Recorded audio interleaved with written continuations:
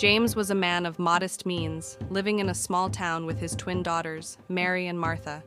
His wife had passed away tragically during childbirth, leaving him as the sole caretaker of the girls. Overwhelmed with grief and the responsibility of raising two children, James withdrew from his role as a father, burying himself in work and neglecting his daughters' emotional needs.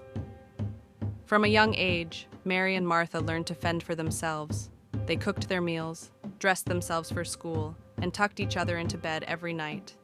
Their father, oblivious to their struggles, spent most evenings out, drowning his sorrows in alcohol or staying late at work.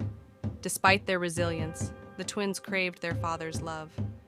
They often left drawings on his desk, hoping he'd notice. They cleaned the house, thinking it might make him happy. But James remained distant, lost in his world of grief and distraction.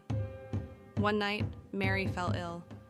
Her fever burned high, and she cried softly in her bed, not wanting to disturb her father. Martha, though only 8, did everything she could to comfort her sister, fetching water, wiping her forehead, and whispering soothing words.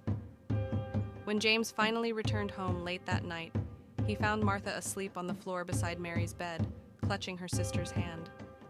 The sight stopped him in his tracks. For the first time in years, he noticed how small and fragile his daughters were, how much they needed him.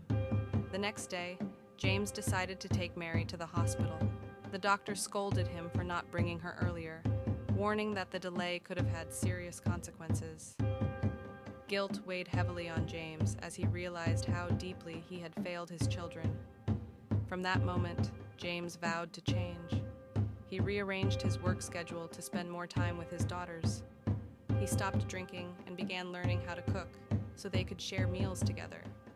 But what touched the twins most was his new bedtime ritual.